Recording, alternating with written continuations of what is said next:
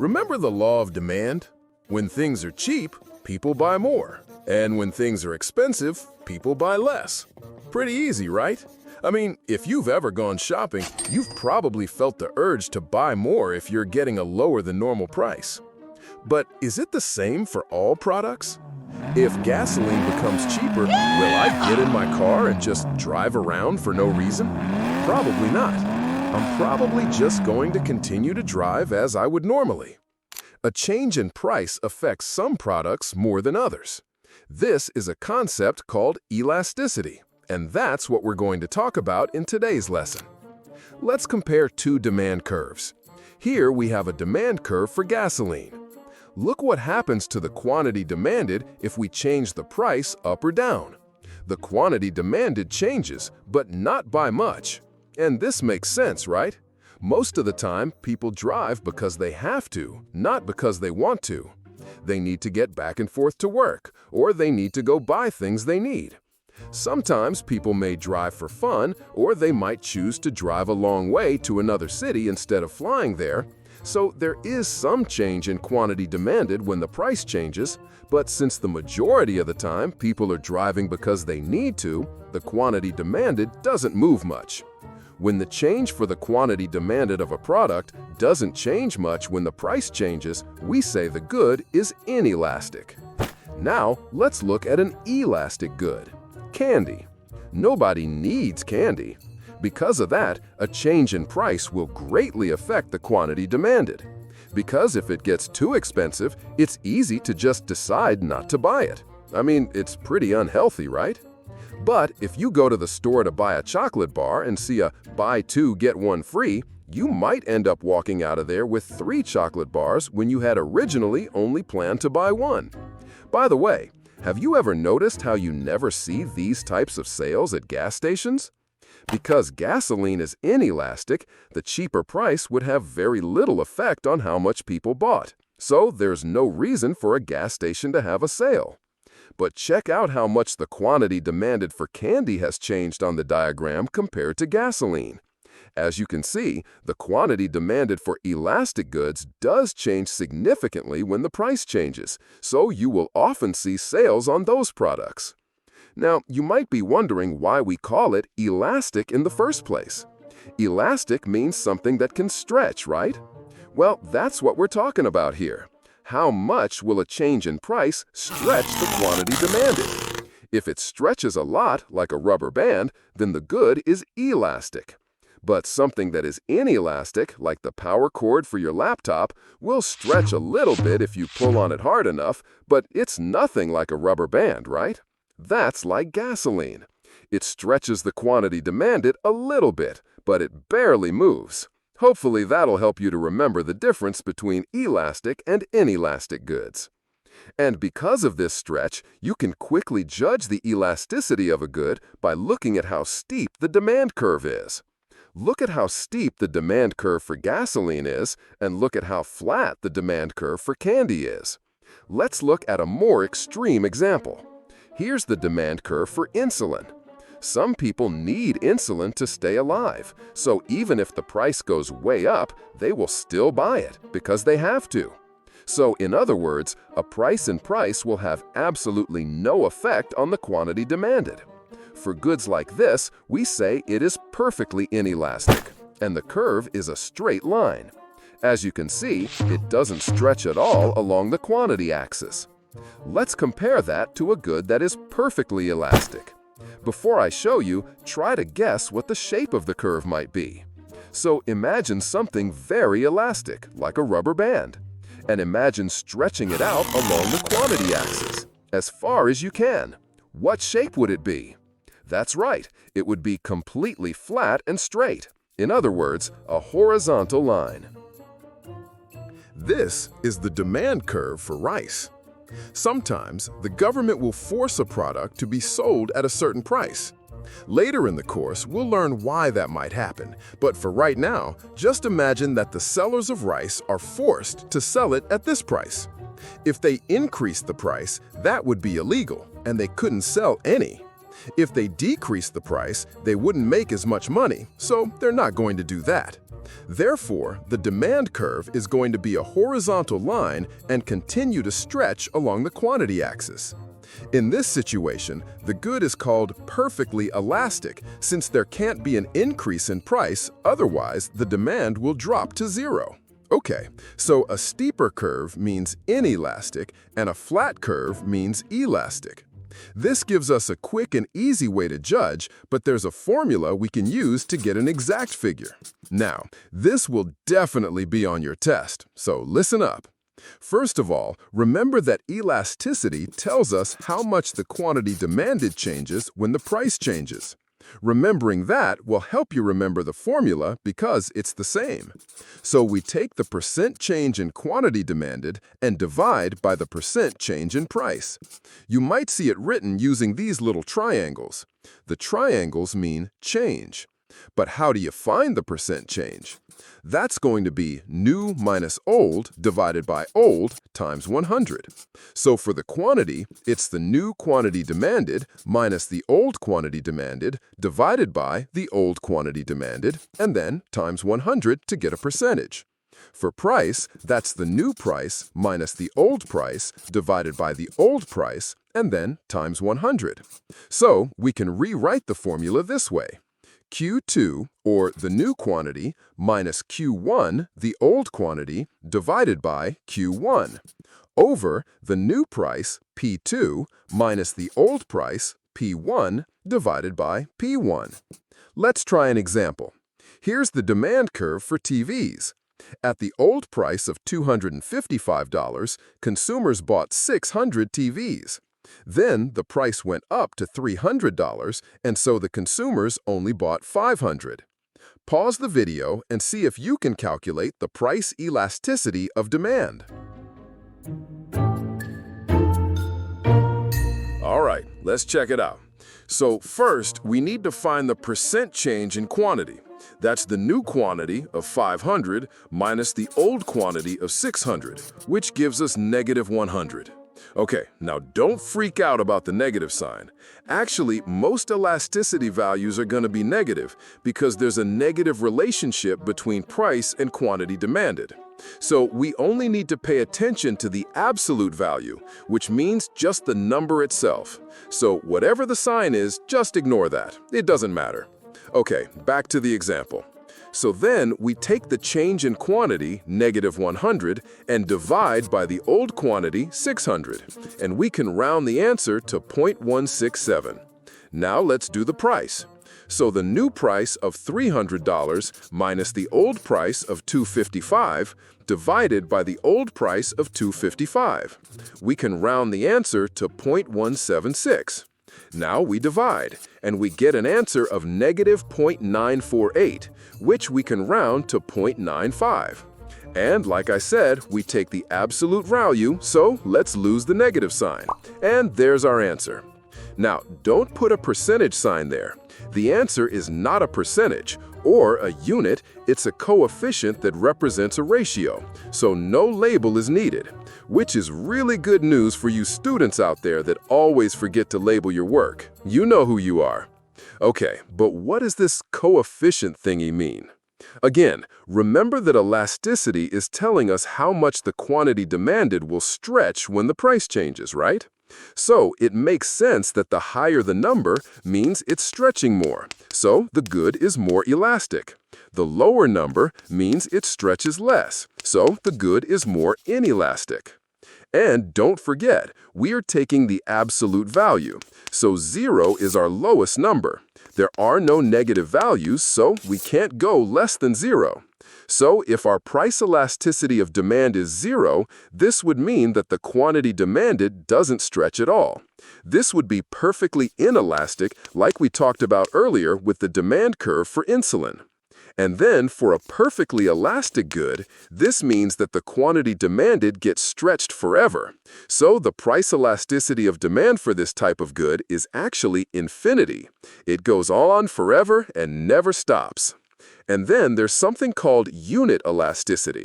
This means that a certain percent change in price will cause the exact same percent change in quantity demanded.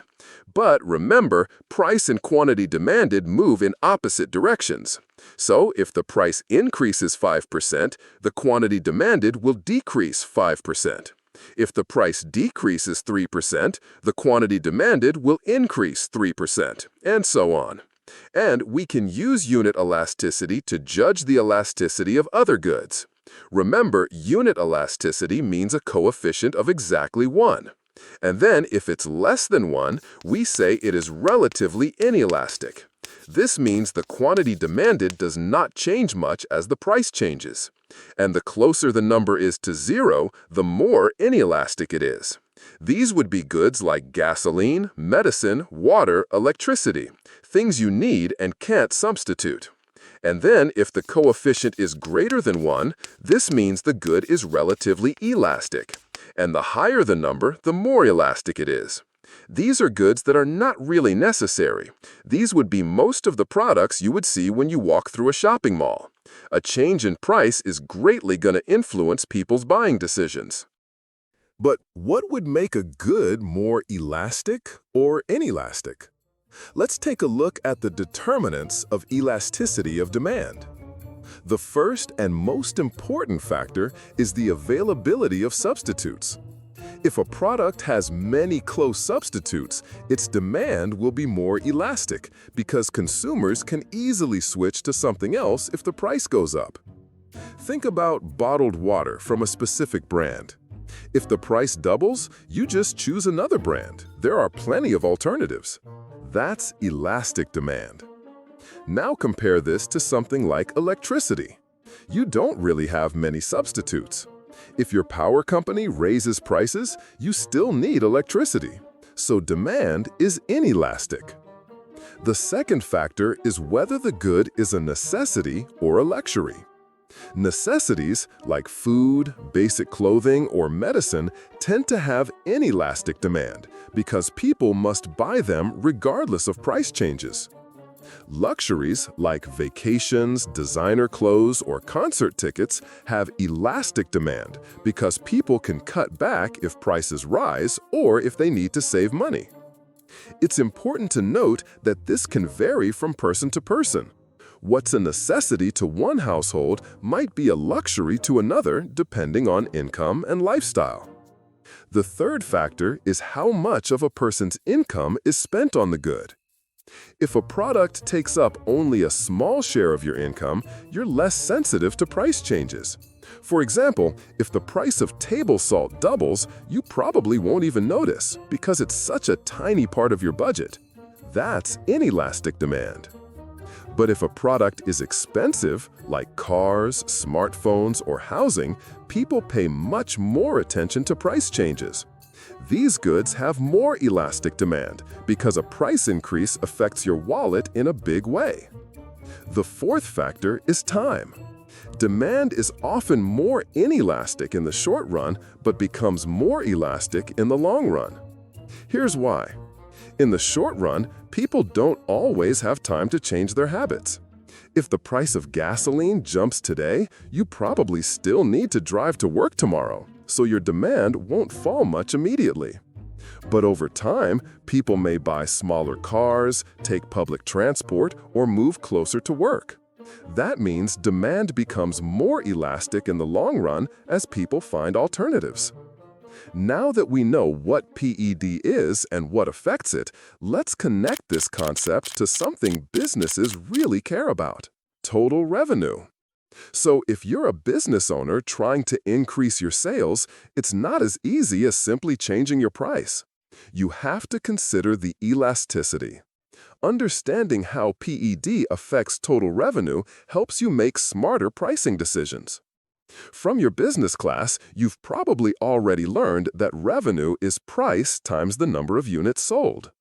Let's take a look how elasticity affects these numbers. Let's start with a relatively elastic good. Remember, that's going to be a more horizontal line like this.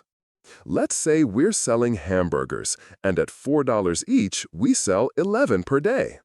our customers are pretty happy and say our burgers are delicious. So should we increase the price and try to make more money? Let's bump it up $1 and see what happens. So now at $5, our quantity demanded drops to 8 burgers a day.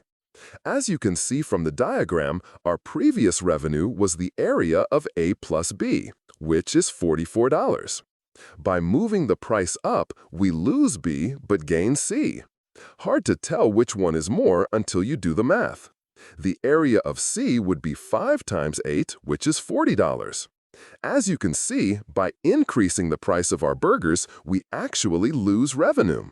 And this is normal for elastic goods.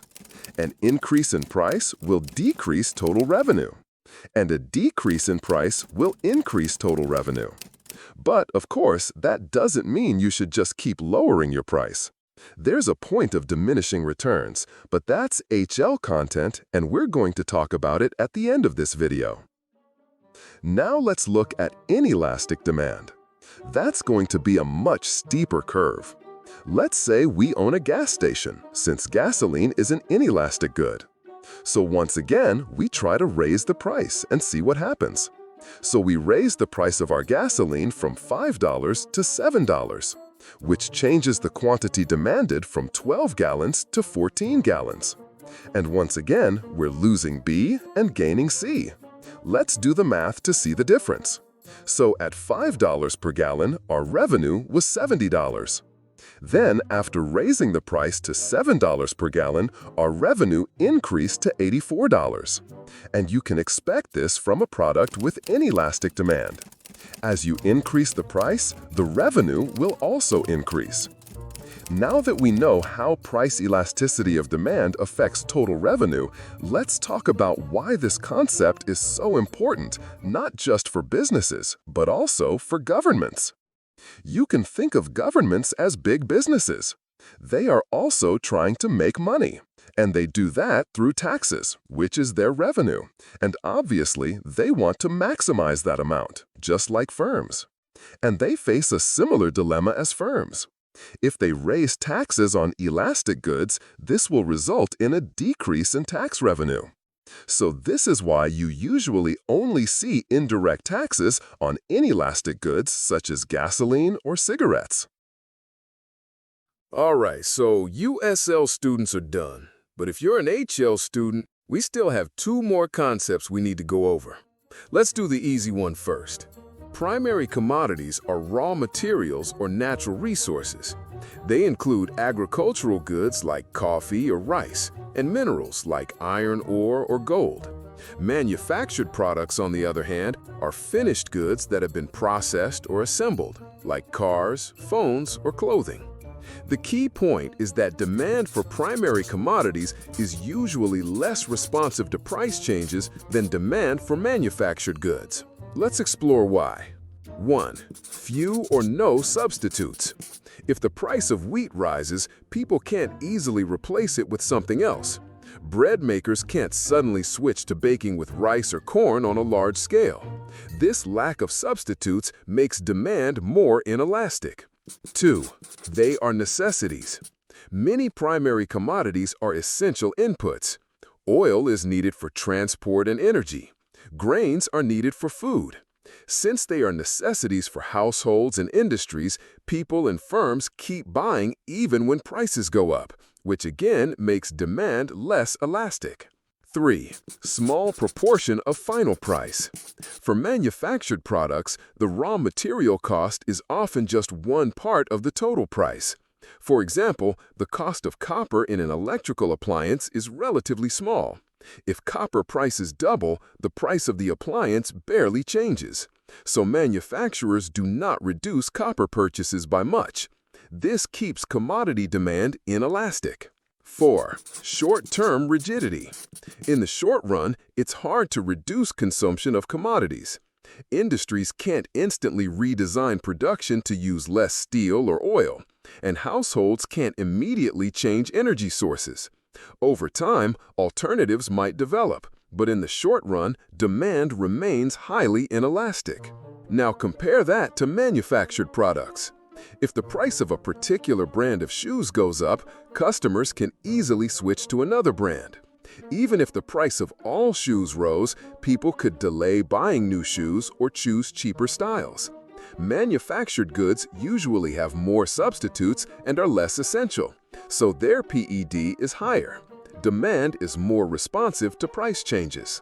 This difference matters a lot for producers and governments. Commodity prices tend to be unstable, and changes in price don't always bring proportional changes in revenue, which is why PED analysis is so important in agriculture and resource markets. Okay, so that's sorted. Now let's do the difficult one. So earlier, when I was talking about the demand curve for elastic and inelastic goods, to make things easier to understand, I left out one key detail. You see, the elasticity isn't always constant as you move up or down the demand curve. At first, this may seem really confusing, but think about it. When we calculate the elasticity of demand, we're using percentages. So let's take a look at a demand curve. On the lower part of the curve, we're dealing with lower prices. Let's say we're talking about computers. You find a computer on sale for only $100. You go to the store to buy it, and they say, "Sorry, but the sale is finished," so the computer is back to $120. Even though that's a 20% increase, it's only $20. So it's not that bad. You'll probably decide to buy it anyway.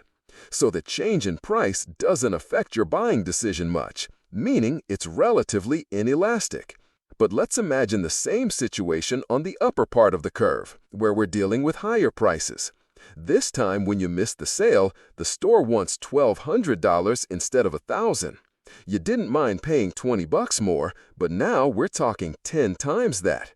That hurts a bit more, and you need time to think about it.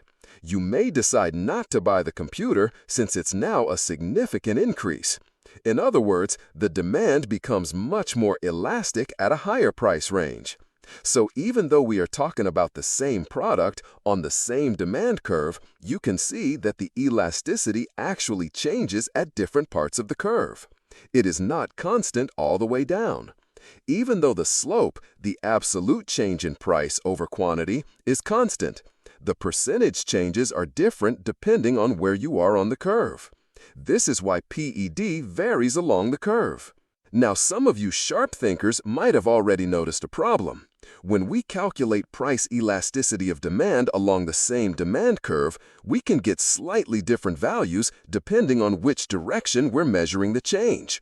That's because the percentage change in price and quantity isn't the same moving up versus down the curve. To solve this, economists often use what's called the midpoint method, which takes the average price and quantity when calculating elasticity. But don't worry, the IB syllabus doesn't require you to use the midpoint method. For our purposes, just calculate PED using the formula we learned earlier in the video, and that will be enough. Anyway, remember how revenue depends on elasticity?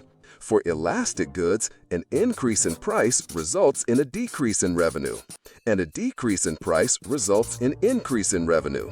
For inelastic goods, an increase in price results in an increase in revenue, and a decrease in price results in a decrease in revenue. Okay, but now we see it's more complicated since PED isn't constant all the way along the demand curve. First, let's just check out total revenue along a linear demand curve like this. Remember, total revenue is going to be price times quantity sold. As you can see, the total revenue begins to increase as the price drops.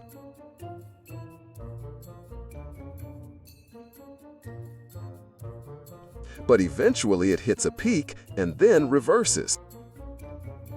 Here, total revenue starts to decrease as the price increases. Why is that?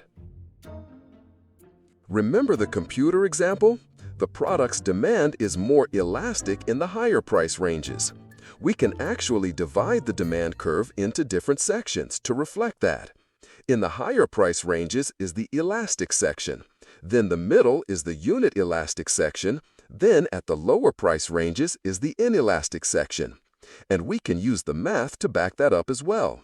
If you calculate the PED for each point along the graph, you will see that the values start high and then drop to near 1, which would be unit elastic, and then continue to drop closer to 0, which would be inelastic. Now let's put the demand curve and total revenue curve on the same diagram. Now you can really see that when we are on the elastic section of the curve, which is the higher price range, the total revenue is rising as the price is dropping. Then the PED gets close to 1 and our total revenue peaks. We then enter into the inelastic section of the demand curve, where our total revenue begins falling as the price falls. So, why is this important? We can see that there will always come a price level beyond which selling a larger quantity at a lower price will generate less total revenue than selling a smaller quantity at a higher price, and vice versa. Obviously, this is very important because business owners need to consider this as part of their business strategy. All right, that's going to be all for today's lesson. Here are all the learning objectives. Pause the video here and do a quick self-check to make sure you know everything. As always, thanks for watching, and be sure to leave your questions in the comments. See you next time.